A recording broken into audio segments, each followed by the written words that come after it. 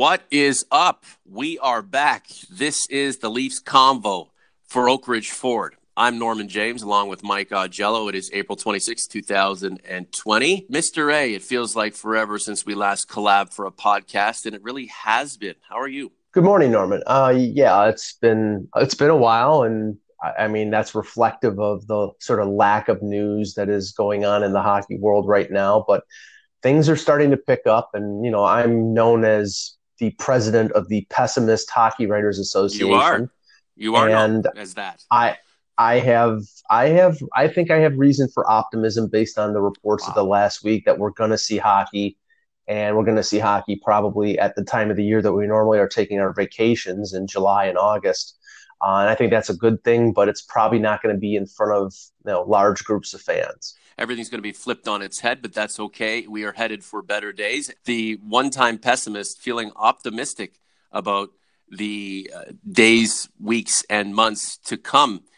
Mike, what are you hearing in terms of a structure for a modified, condensed season or a playoff bonanza to wrap 2019, 2020, and then we'll take a break and get into the next season? How do you think this is going to unfold? Well, the one thing that Gary Bettman came out this week in an interview with Ron McLean is that he's closed his mind to no option. It just seems that right now, the focus is let's try to get the season done.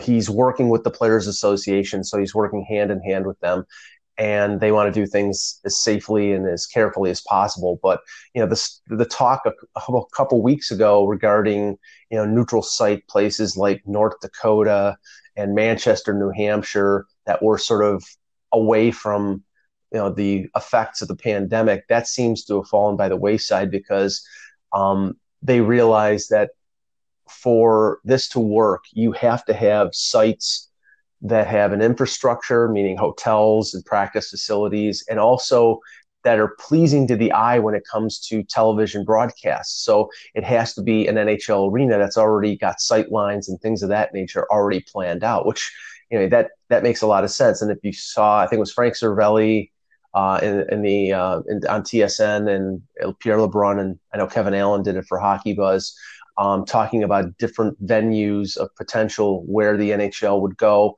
I know Columbus has been mentioned, Buffalo has been mentioned, Toronto has been mentioned, which I'm a little curious about, and we can go into a little more.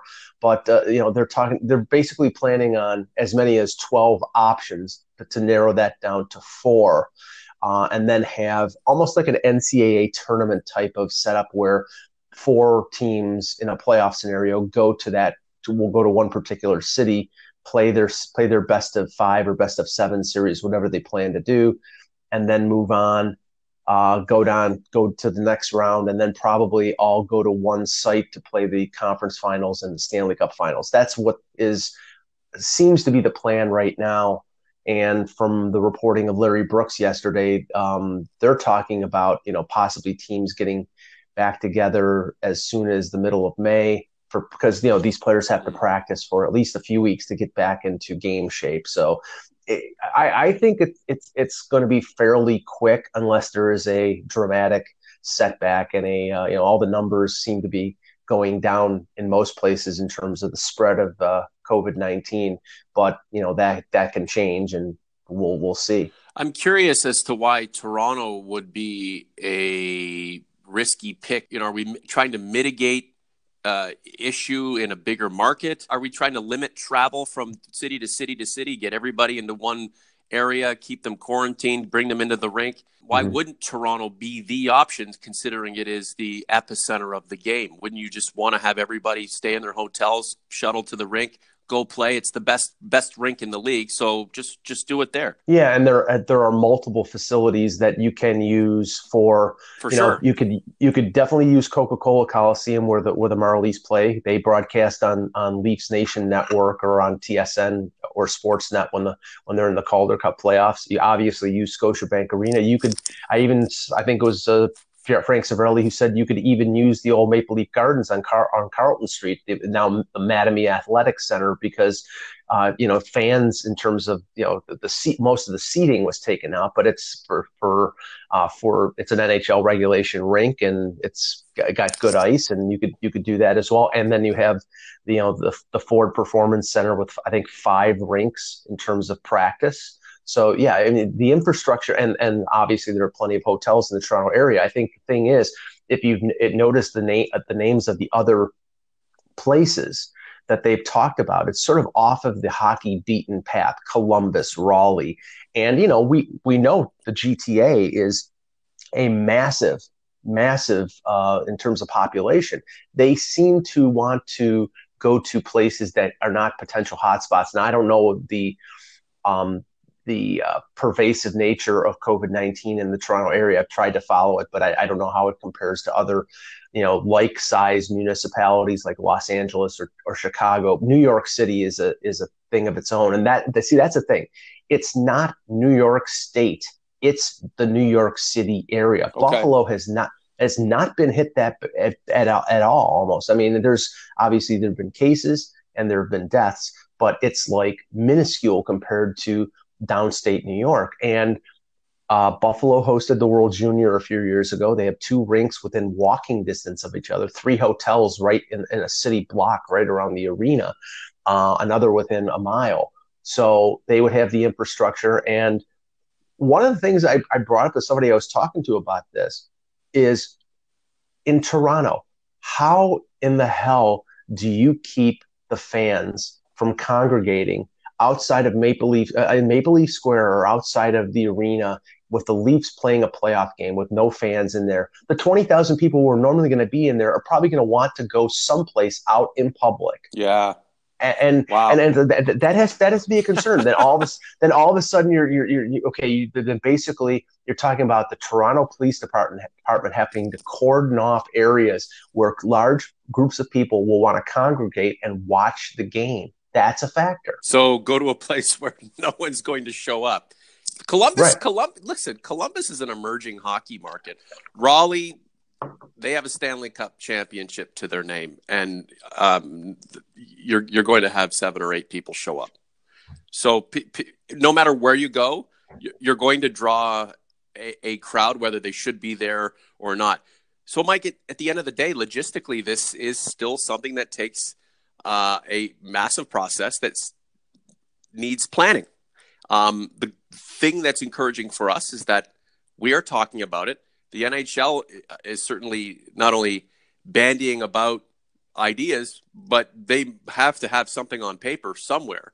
So from where we are right now in this isolation, desolation, and depression, we will make it to a point where a puck is going to be dropped on a modified season to resuscitate and continue the season that we all were whining and complaining about. Yeah, and there are a lot of considerations here, but for the NHL, it's financial well-being above all. I mean, they're not above health, but above most things. And the players and the owners are on the same page here.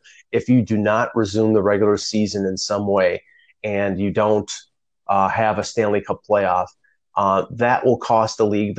They face a potential $1 billion loss. The playing of the regular season and playoffs would cut that loss in half. And that's a factor not only for, player salaries, but for the well-being of franchises. Yes. And I know Larry Brooks in his column yesterday talked about Toronto as one of the options. And one of the factors was, well, the Canadian dollar is lower. So actually being able to play games in Toronto would save the league money in terms of putting on this NCAA tournament type of scheduling. So, I mean, that's a factor. So, I mean, everything is a factor right now, but I think the overriding factor is the spread of the virus and the ability to play games safely, and and how does the league respond if a player or 2 players get in are test that positive. Can't happen. And that's the thing. Right. That can't happen. And through models and projections, they have to know for almost certainty that no one will be sick. And they must have a plan in place to minimize that potential to the tiniest degree. You know what I'm saying, Mike? They cannot resume play and tell us that there is a slight possibility of someone getting sick, but F it, we're going to just do it anyway. They have to know that unless something extraordinary happens, everybody will be safe, and that the way that the return will be structured will be as safe as possible to mitigate anyone getting sick. Because if you think this is a disaster financially, now wait till you see the PR disaster that unfolds if someone gets sick. Well, I mean, you also the willingness of people to sit next to somebody that they don't know, and it's, like, I mean, that the entrepreneurs outside on Bay Street were always raising prices on scalp tickets, and they always had a captive market in Toronto.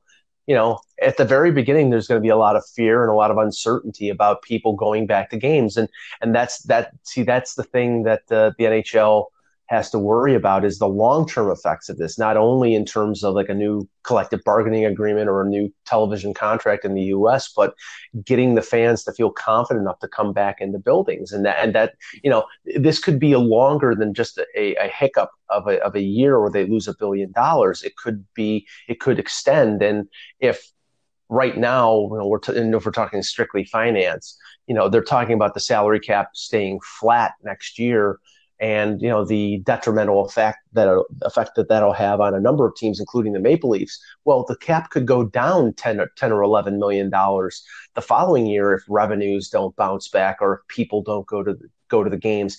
And there's talk of compliance buyouts, like after the 2012 lockout, when they had to sort of adjust the 50-50 revenue split. So this could have a big effect on teams. And a team, for example, like the Montreal Canadiens, who have, in my mind, a couple bad contracts, and good players, but in their 30s, who have many years left, like Carey Price or Shea Weber, they might be forced financially to compliance buyout Carey Price and his $10.5 million contract because they simply can't afford it. They should have dumped him a long time ago.